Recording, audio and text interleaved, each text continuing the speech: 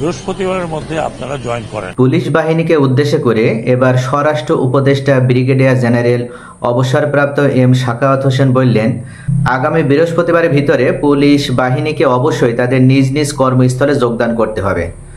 যদি তারা বৃহস্পতিবারের ভিতরে নিজ নিজ কর্মস্থলে যোগদান না করেন, সেক্ষেত্রে তাদের আর চাকরি থাকবে না।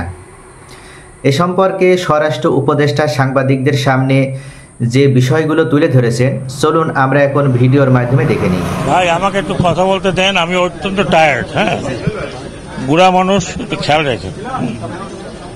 প্রথমত হচ্ছে আমি এইমাত্র পুলিশ হসপিটাল থেকে এসেছি। পুলিশের মোরাল অনেক ডাউন। চেষ্টা করছি যাতে পুলিশ ফিরে আসে। পুলিশ ফিরে না আসলে আপনারা দেখছেন যে কি হতে পারে।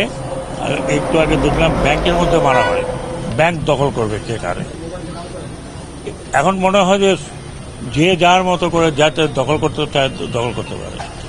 আমি প্রথমে আপনাদের মাধ্যমে বলি, আমি বলেছিলাম যে পুলিশের যারা ফোর্স এখনো জয়েন করেনি তাদের জন্য লাস্ট তারিখ হচ্ছে বৃহস্পতিবার।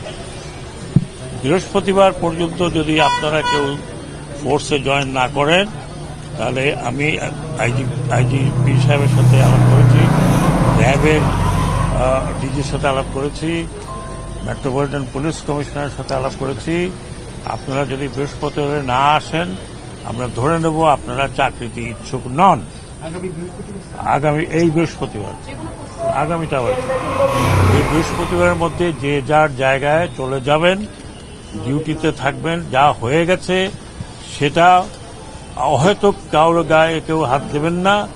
বিচার করার আমরা প্রক্রিয়াটা করব, বিচার বিভাগ বিচার করবে।